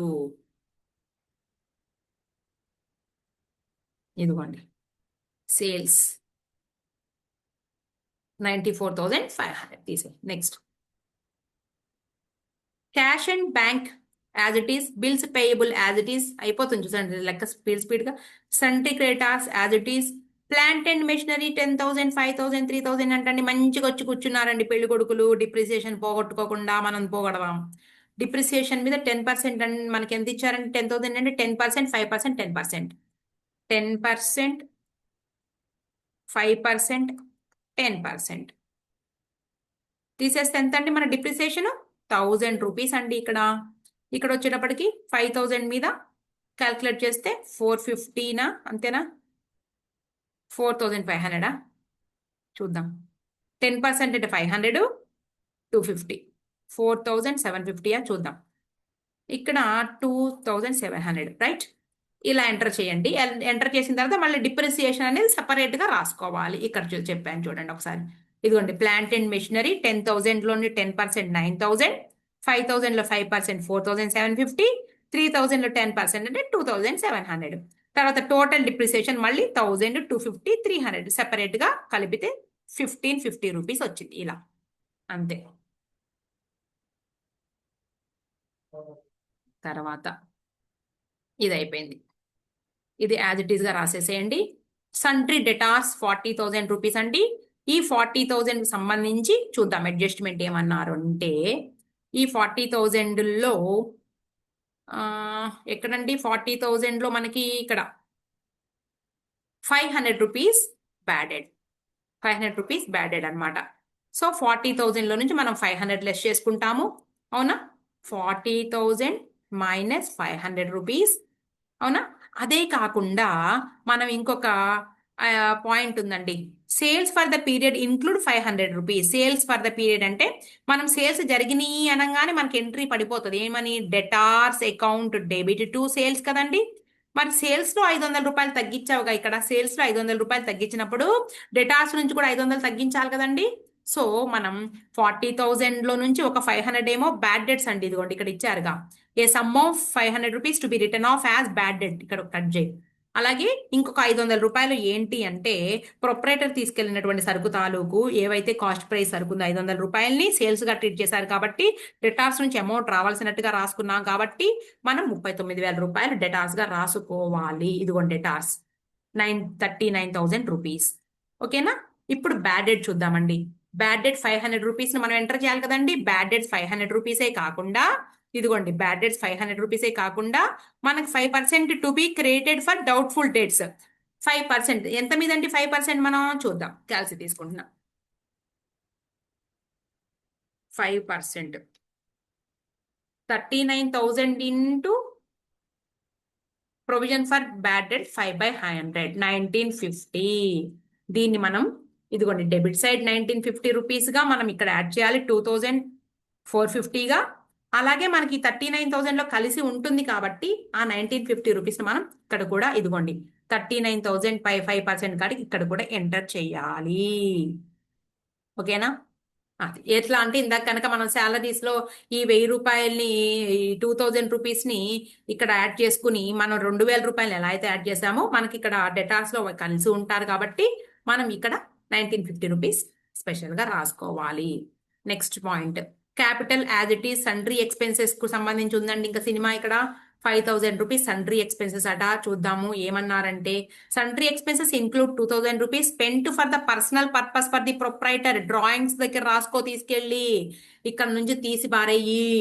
సండ్రీ ఎక్స్పెన్సెస్ 5,000లో నుంచి ఇదిగోండి సండ్రీ ఎక్స్పెన్సెస్ 5,000 రూపీస్ ఉంది కదండి. ఇదిగోండి ఇదిగోండి పాయింట్. సండ్రీ ఎక్స్పెన్సెస్ 5,000 నుంచి 2,000 తీసేసి 3,000 రూపీస్ ఎంటర్ చేసి దాన్ని డ్రాయింగ్స్ లో రాసుకో.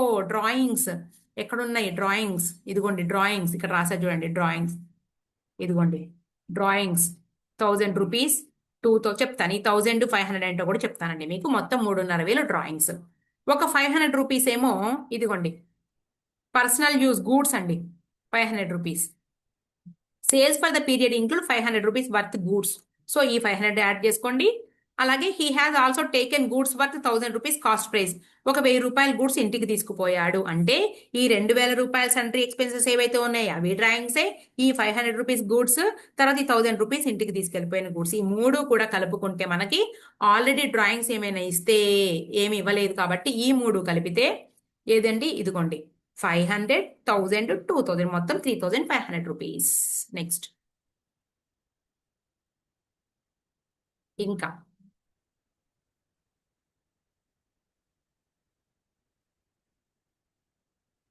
తర్వాత ఇంకా మీకు ఏమున్నాయి పాయింట్స్ అయిపోయినాయి. ఇంకా ఓపెనింగ్ స్టాక్ యాజ్ ఇట్ ఈస్గా నువ్వు ఓపెనింగ్ స్టాక్ 21,000 రూపీస్ చెప్పారు. తర్వాత సండ్రీ ఎక్స్పెన్సెస్ 5,000 రూపీస్కి మనం అడ్జస్ట్ చేసేసాము. ఇది ఎప్పటిదండి పేపరు? December 2023 కదా. ఒకసారి సజెస్టెడ్ ఆన్సర్ ఒకసారి మనం చెప్తే ఉన్నట్టు యాజ్ ఇట్ ఈస్గా మీరు నేర్చుకుంటారనేది ఫార్మాట్ల ప్రకారంగా, అందుకని నేను ఇక్కడికి వెళ్తున్నాను. ఇదిగోండి ఒకసారి చూడండి.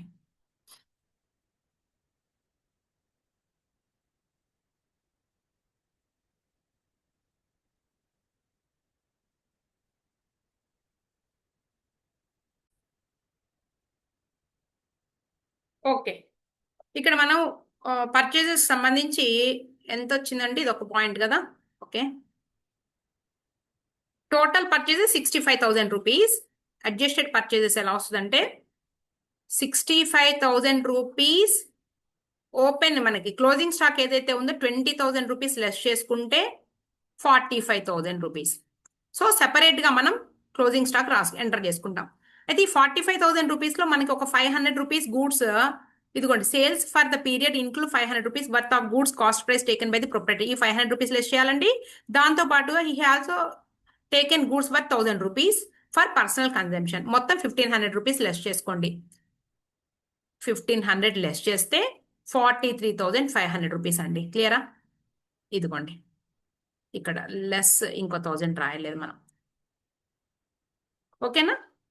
నెక్స్ట్ క్లోజింగ్ స్టాక్ సెపరేట్ గా అడ్జస్టెడ్ పర్చేస్ తీసుకున్నప్పుడు క్లోజింగ్ స్టాక్ అనేది ట్రయల్ బ్యాలెన్స్ లోనే కనబడుతుంది. ఇంతే. ఇంకా ఓపెనింగ్ స్టాక్ డైరెక్ట్ గా. దీన్ని మీకు ఒకసారి ఇక్కడ చూద్దాం అన్ని.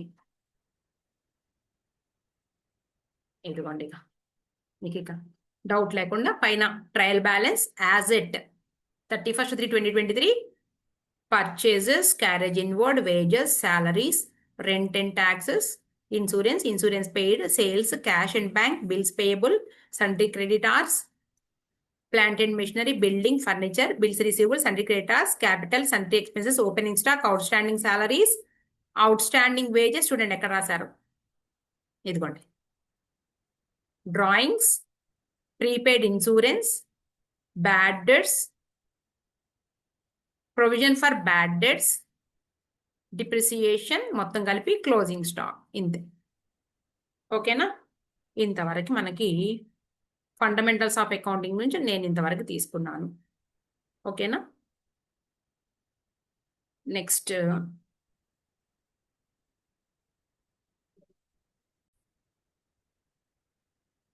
ఓకే అండి, నేను నెక్స్ట్ క్లాస్లో అంటే ఇప్పుడు మనం December 2025 ఎగ్జామ్కి వెళ్ళే వాళ్ళకి నేను స్పెషల్గా చేస్తున్న వీడియో కదండి. నెక్స్ట్ వీడియో నేను ఏం అప్లోడ్ చేయబోతున్నానంటే నెక్స్ట్ వీడియోలో బిల్స్ ఆఫ్ ఎక్స్చేంజ్, ఓకే, తర్వాత higher purchase, branch, insurance claims. Okay, ఒక పని చేద్దాం, బిల్స్ ఆఫ్ ఎక్స్చేంజ్ కూడా స్పెషల్ ట్రాన్సాక్షన్ కూడా నేను ఇక్కడ ఈ వీడియోలోనే నేను అప్లోడ్ చేసేస్తున్నానండి. మనకి December 2023లో ఏమి ఇచ్చారు, అలాగే December 2024లో ఏమి ఇచ్చారు చూద్దాం. ఓకే,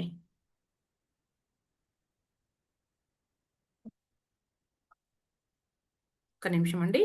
December 2023 తీసుకుందాం ఫస్ట్. రైట్, అంటే స్పెషల్ ట్రాన్సాక్షన్స్ నుంచి బిల్స్ ఆఫ్ ఎక్స్చేంజ్ మనం గెస్ చేస్తే థర్డ్ క్వశ్చనే కదండి పేపర్. ఇదిగోండి ఒకసారి చూసుకోండి పేపర్ ఏంటిది. December 2024 కదా, ముందు 23 చూద్దాం. December 2023 చూద్దామండి, తర్వాత 24కి వెళ్దాం.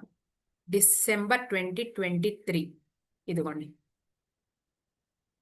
ఓకే,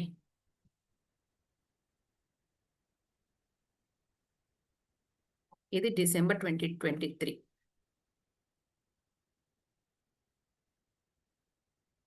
రైట్, కనబడుతుంది కదా ఇక్కడ మీకు. దీంట్లో థర్డ్,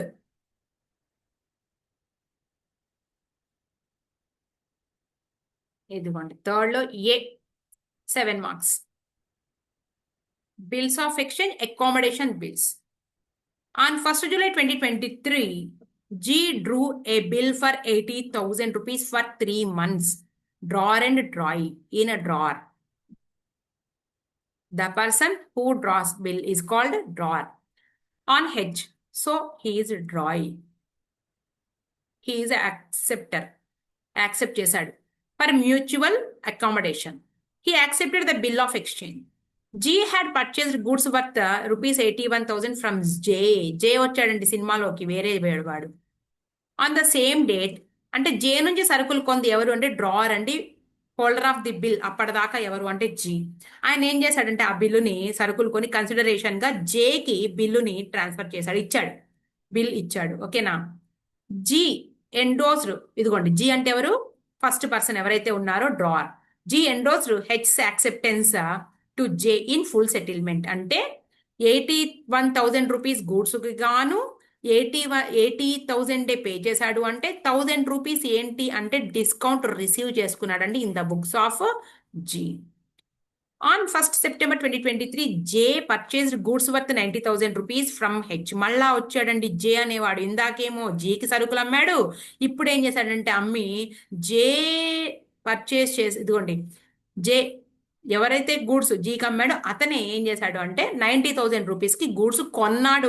కాబట్టి డబ్బులు ఇవ్వాలి కాబట్టి ఏవి ఇచ్చాడండి, ఏదైతే బిల్ వచ్చిందో ఆ బిల్లుని మళ్ళీ హెచ్కి ఇచ్చాడు. అంటే ఏంటి, హెచ్ బిల్లు పే చేశాడు కదండి, బిల్స్ పేయబుల్ అయింది కదండి హెచ్కి.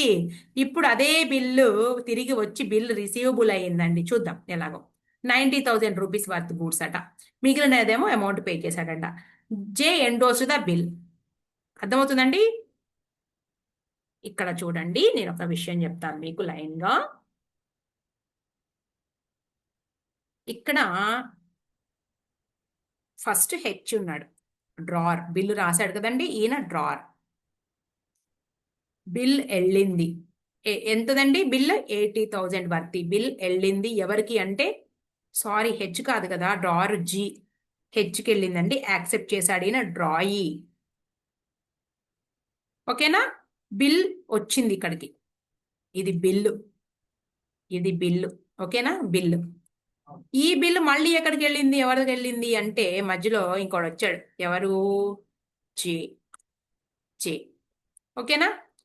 ఆ జే ఏం చేశాడు అంటే మళ్ళీ హెచ్ నుంచి సరుకులు కొనుక్కున్నాడు. హెచ్ నుంచి సరుకులు కొనుక్కుని ఆ బిల్లు మళ్ళీ ఎవరికి ఇచ్చేశాడు అంటే ఇదిగోండి హెచ్కి ఇచ్చేశాడు. చూడండి, ఇలా వెళ్ళిన బిల్లు, ఇదిగోండి 80,000 వర్త్ బిల్లు, ఇలా వెళ్ళిన బిల్లు జీ దగ్గరికి వెళ్ళింది. జీ ఏం చేశాడు, ఊరుకోకుండా జే దగ్గర సరుకులు కొనుక్కుని జేకి ఇచ్చాడు ఆ బిల్లు. జే ఏం చేశాడు, హెచ్ దగ్గర సరుకులు కొని మళ్ళీ దాన్ని హెచ్కే ఇచ్చాడు. అంటే ఒకానొక సందర్భంలో బిల్స్ పేయబుల్ అయింది, ఇప్పుడు అది ఏమైంది అంటే బిల్స్ రిసీవబుల్ అయింది. ఇది ఒకటి గుర్తుపెట్టుకోండి. తర్వాత ఏమైందంటే J endorsed the bill of exchange received from G to H and paid 9,000 rupees in full settlement of the amount due to H. తర్వాత on 1st October 2023, H purchased goods worth 1 lakh rupees from G. ఈసారి H ఏం చేశాడు అంటే గూడ్స్ని ఇప్పుడు ఈయన మొదలేశాడండి కొనటం goods. ఇందాకటి వరకు ఎవరెవరు కొన్నారు, జీ కొన్నాడు ఒకసారి, తర్వాత జే కొన్నాడు, ఇప్పుడు హెచ్ నేను కొంటాను గూడ్స్ జీ నుంచి అనేసి జీ నుంచి కొన్నాడు. కొని H paid the amount due to G by cheque. ఒక అమౌంట్ పే చేశాడంటండి. ఓకేనా. ఎంత అమౌంట్ పే చేయాలో అంత అమౌంటే పే చేశాడంట. అంటే 1,00,000 రూపాయలు పే చేయలేదు, ఎంత పే చేయాలో అంతే పే చేస్తాడు. అదేంటో చూద్దాం. Give the necessary journal entries in the books of H. సచ్చింద్ర గొర్రె అన్నట్టు ఇక్కడ జీ బుక్స్ లో అడగలేదండి, హెచ్ బుక్స్ లో అడిగారు. ఎవరైతే బిల్ యాక్సెప్ట్ చేసి ఇచ్చారో ఆయన గారి బిల్ బుక్ లో అడిగారు. నేను ఒక్కొక్క పాయింట్ ని చేసుకుంటా వెళ్దాం, ఒక్కొక్క పాయింట్ కి ఎంట్రీస్ రాసుకుంటూ వెళ్తే వచ్చేస్తాం, నో ప్రాబ్లం. ఇక్కడ in the books of H అనగానే ఈ బిల్లు 80,000 రూపీస్ బిల్ ఏదైతే ఉందో హెచ్ కి అది బిల్స్ పేయబుల్, అది నోటీస్ చేయండి. ఆ బిల్లుని పంపించాడు జీకి, అది నోటీస్ చేయండి. అంతేనా. ఇదిగోండి ఇదిగోండి హెచ్ ఏం చేశాడంటే బిల్ యాక్సెప్ట్ చేసి పంపించాడు. అది మ్యాటర్. ఒక్కొక్క ఎంట్రీ రాసుకుంటా పోదాం మనం. ఇక్కడ ఎక్కడైనా రాస్తే బాగుంటది అని నా ఉద్దేశం. సరేలే. Journal entries in the books of H. ఇంతవరకు అండి అకామిడేషన్ బిల్ 2024 డిసెంబర్ కూడా చెప్పేసిన తర్వాత నేను ఈ వీడియోలో అప్లోడ్ చేస్తాను. నెక్స్ట్ ఇంకొక వీడియో కూడా వస్తుందండి. మొత్తం 2 వీడియోస్తో కంప్లీట్ చేద్దాం. ఇంకొక వీడియోలో ఏం చెప్పాను నేను, హయ్యర్ పర్చేజ్ ఒకటి చెప్తాను, హయ్యర్ పర్చేజ్, తర్వాత ఇన్సూరెన్స్ క్లెయిమ్స్, తర్వాత బ్రాంచ్. ఈ 3 కవర్ చేస్తానండి. ఏంటంటే అగ్రిగేషన్ వరకు ట్రై చేస్తాను నేను. అయితే జస్ట్ ఇక్కడ ఏంటి, ఒకసారి ప్రీవియస్ పేపరు అసలు ఏంటి అనేది నేను జస్ట్ చెప్పుకుంటూ వెళ్ళిపోతున్నాను. మీకు మొత్తం కావాలి అంటే నేను ఆల్రెడీ రివిజన్ క్లాసెస్ చెప్పానండి. తర్వాత ఒక్కొక్క చాప్టర్ కూడా తీసుకుని కూడా మనం చెప్పాము. ఆ వీడియోస్ వాటిని నేను డిస్క్రిప్షన్లో లింక్ ఇస్తాను. ప్లేలిస్ట్ చేసాము, చూసుకోండి. రైట్. ఫస్ట్ ఏం జరిగిందండి మనకి, నేను డేట్స్ అయితే వేయట్లేదండి, మీరు చూడండి తర్వాత చూసుకోండి. Goods sorry accommodation bill pay చేశాడండి ఈయన, యాక్సెప్టర్ డ్రాయి. ఎవరికి వెళ్ళిందండి బిల్లు? జీ అనేవాడు ఒకడు ఉన్నాడు కదా సినిమాలో. జీ ఉన్నాడు, జే ఉన్నాడు, చాలా మంది ఉన్నారు సినిమాలో actors. G account debit 90,000 rupees to bills payable account. Bills payable account 90,000. Right, అయిపోయింది. సరే, ఈ బిల్లు ఎక్కడికి వెళ్ళింది అనేది ఇక్కడ పాయింట్. G had purchase. ఎందుకండి జీ ఏమి చేస్తే మాకెందుకు, మేం రాస్తుంది in the books of H, మాకు వద్దు ఈ పాయింట్. అలాగే మళ్ళీ ఏం చేశాడు, ఆ బిల్లుని జేకి ఎండోర్స్ చేశాడు జీ. జీ ఏం చేసినా మాకు వద్దు, వద్దు తీసేయి. అయితే ఇక్కడ చూద్దాం, G endorsed H acceptance to J full. వద్దు, మాకు అసలు వద్దు, అసలు ఈ పాయింటే వద్దు.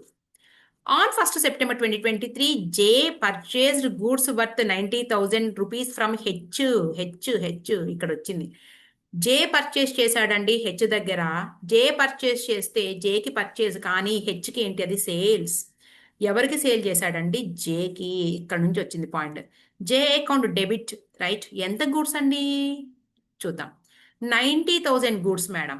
ముందు ఎంట్రీ రాసుకో, పర్చేస్ గూడ్స్కి ఎంట్రీ రాసుకో. ఓకేనా? గూడ్స్కి ఎంట్రీ ఏమిటండి మనకి ఫస్ట్, ఇంకోండి 90,000 రూపీస్కి ఎంట్రీ టు సేల్ చేశారు కదండి, సేల్స్ అకౌంట్ 90,000. దీనికి గాను ఏమి రిసీవ్ చేసుకున్నాడంటే ఈయన గారు, బిల్ ఏదైతే ఉందో దాన్ని రిసీవ్ చేసుకున్నాడండి. ఇదిగోండి, J purchased goods worth 90,000 from H. Z, J endorsed the bill of exchange received from G. హెచ్కి ఎండోర్స్ చేశాడండి ఆ బిల్లుని 90,000 రూపీస్. సారీ, బిల్ అసలు 80,000 కదండి, మనం 90 రాయకూడదు కదా. 90,000 కాదండి, సారీ, బిల్లు వాల్యూ 80,000, అది మర్చిపోయాం, మారుస్తున్నాం. ఓకేనా? సరే. అయితే ఇక్కడ మనకి ఏంటి అంటే బిల్ వచ్చిందండి ఈయన గారికి. బిల్స్ రిసీవబుల్, రిసీవ్ చేస్తున్నాడు కాబట్టి బిల్స్ రిసీవబుల్ అకౌంట్ 80,000 రూపీస్. మిగిలిన అమౌంట్ ఏదైతే ఉందో అది క్యాష్ అకౌంట్ డెబిట్. ఎంత అమౌంట్ అండి డబ్బులు వచ్చింది మాత్రం, ఇదిగోండి చూడండి. J endorsed the bill of exchange received from G to H and paid 9,000. 90,000కు గాను ఫుల్ సెటిల్మెంట్గా బిల్ ఇచ్చాడు. అంటే 80,000 రూపాయల బిల్ ఇచ్చాడు, అలాగే క్యాష్ ఇచ్చాడు. అంటే మొత్తం 81,000కి సెటిల్ చేశాడండి. Total goods worth 90,000. ఇంకా 9,000 రూపాయలు అనేది ఏంటి అంటే డిస్కౌంట్ అనేది సేల్ చేసిన ఆయన ఏం చేశాడు అంటే డిస్కౌంట్ ఎలో చేశాడు. సో 1,000 రూపీస్ డిస్కౌంట్ ఎలోడ్ అనేది లాస్ కింద మనం, ఇదిగోండి క్యాష్ 9,000 వచ్చింది. ఓకేనా? Discount allowed debtor 1,000 rupees. సరిపోయింది కదండి. ఇదిగోండి ఈ 90,000 రూపీస్కి సమానంగా సరిపోయింది కదండి. ఓకేనా? ఎవరి నుంచి వచ్చింది అనేది ఇక్కడ రాసుకో. 2. ఇదిగోండి డెబిట్లో రాసిన జే ఇప్పుడు క్రెడిట్ అయిపోయాడు. To J account. ఇలా క్లియర్ చేసుకున్నాడు ఆయన. మొత్తం 90,000 రూపీస్. ఇక్కడ ఒక పాయింట్ గమనించాలి మనం. ఏదైతే బిల్ వచ్చిందో, అవునా, ఇక్కడ బిల్స్ పేయబుల్ అన్నాం కదండి, ఇది క్యాన్సిలేషన్ అనమాట. ఇప్పుడు ఏంటంటే మనం దీని క్యాన్సిల్ ఎంట్రీ రాసుకుంటాం. బిల్స్ పేయబుల్ ఏంటి, ఫస్ట్ బిల్లేగా మళ్ళీ తిరిగి వచ్చింది, దీని క్యాన్సిలేషన్ ఎంట్రీ ఇక్కడ రాద్దాం. Bills payable account debit, bills payable account debit 80,000 rupees to bills receivable account. అంటే బిల్ ఆనర్ చేశాడు అనమాట. ఆ వచ్చిన బిల్లుని మళ్ళీ పే చేసేసి బిల్ ఆనర్ చేసినందుకు ఎంట్రీ అనమాట. 80,000 రూపీస్ అయిపోయిందా. నెక్స్ట్ ఇప్పుడు ఏంటి అంటే ఇంకేమైనా మనం హెచ్ బుక్స్ లో రాసుకోవచ్చా చూద్దాం.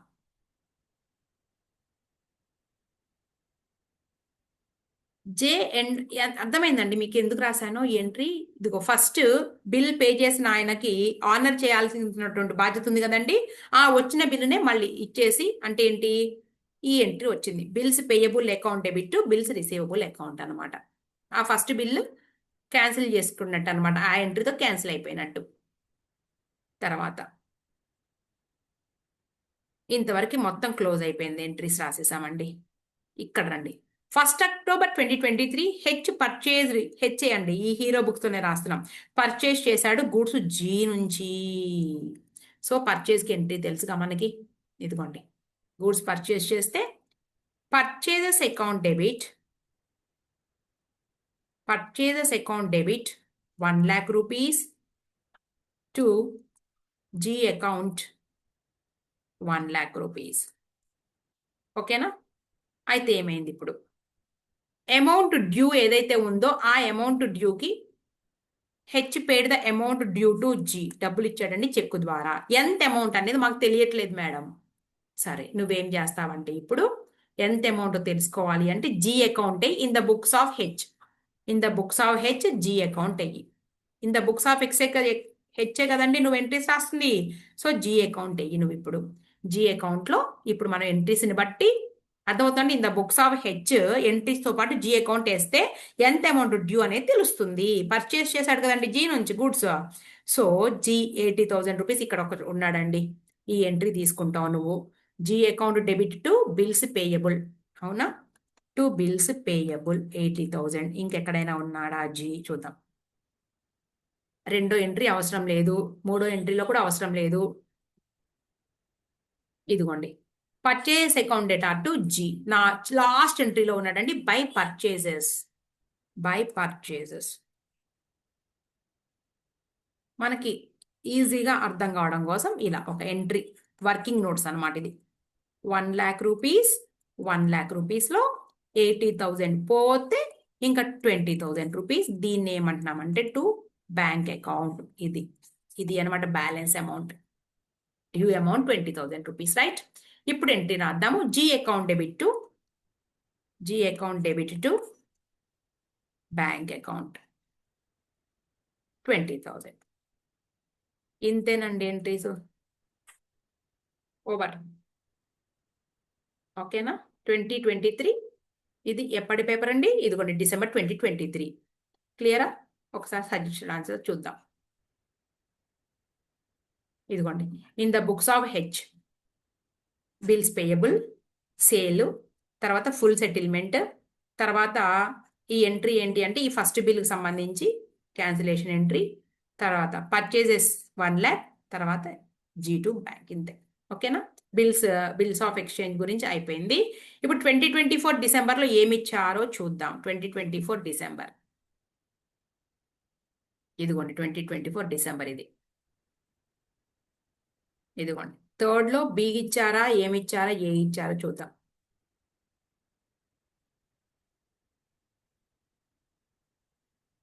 Okay. Indra drew upon Chandra a bill for 90,000 on April 1st, 2024 for 3 months for mutual accommodation. So Indra drawer. Chandra accepted the same immediately on a receipt. On April 4th, Indra got it discounted at 6% per annum. Chandra drawee and remitted 1/3 of the proceeds to Chandra. At maturity, Indra was not able to send the required sums and asked Chandra to receive a 2 months promissory note. Bills receivable రాసుకుంటామండి ఇది 60,900 which Chandra did. Chandra got the note discounted for 60,000 and met his acceptance. Indra became insolvent just before his promissory note was due to for payment. Only 25% was received from his estate. You are required to pass journal entries in the books of Indra. ఇది matter right. ఎవరి బుక్స్లో రాయమన్నారు? Journal entries in the books of Indra. So drawer బుక్స్లోనే మనం రాయాలి. So మనం start చేద్దామా? కొంచెం తగ్గిద్దాంది space. Journal entries in the books of Indra. In the books of Indra. First entry ఏంటండి? బిల్ చంద్ర మీద రాశాడు. సో బిల్ రిసీవ్ చేసుకున్నాడు. Bills receivable account debit to 90,000 90,000 to చంద్ర.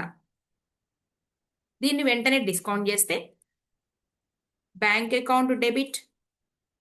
నేను మళ్ళీ చెప్తున్నాను, మీకు ఫుల్గా కావాలి అంటే ప్లేలిస్ట్లో నేను చేశానండి, డిస్క్రిప్షన్లో ఇస్తా. టు ఎవరు? Bank account debit, discount account debit to bills receivable account. ఎంతకి డిస్కౌంట్ చేశాడు అనేది ఇక్కడ పాయింట్. 90,000 రూపీస్ బిల్ ఏదైతే ఉందో దానిని 6% పర్ యానం 3 monthsకి. సో 90,000 ఇంటూ 6% ఇంటూ 3/12 క్యాల్సి. 90,000 ఇంటూ 6% ఇంటూ 3/12 1350 అండి. 1350కి. సో డిస్కౌంట్ ప్లేస్లో 1350, బిల్ 90,000 మైనస్ తీసేస్తే 88,650 రూపీస్.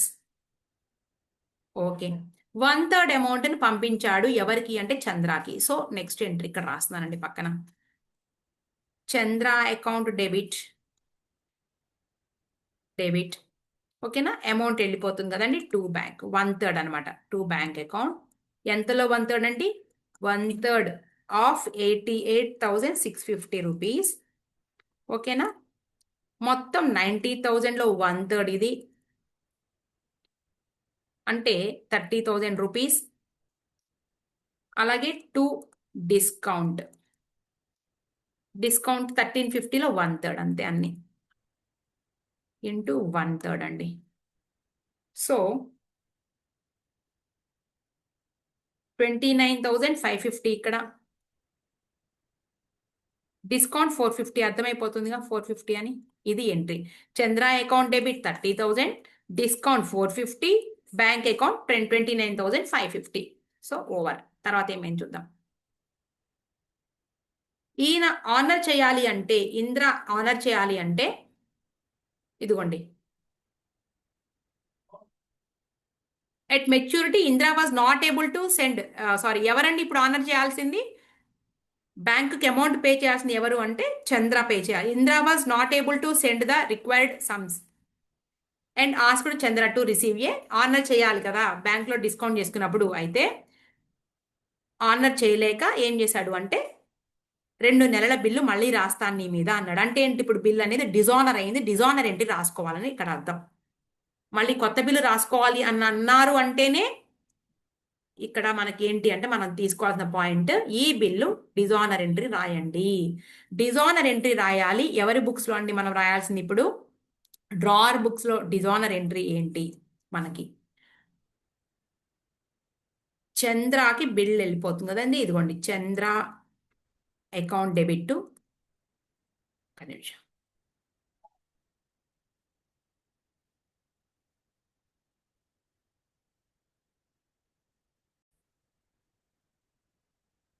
ఓకే, ఒక్క నిమిషం అండి.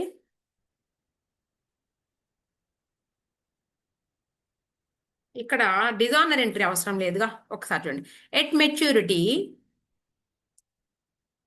Indra was not able to send the required sums ఓకేనా?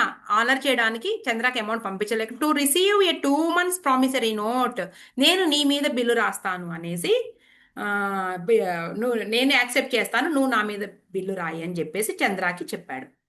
సో ఇప్పుడు మనం రాయాల్సింది ఏంటి అంటే అది కూడా ఎంత అమౌంట్, 60,900 రూపీస్ కండి. ఎందుకంటే 90,000లో 60,000 రెస్పాన్సిబిలిటీ ఉంది ఇంద్రా మీద, 1/3 రెస్పాన్సిబిలిటీ చంద్ర మీద.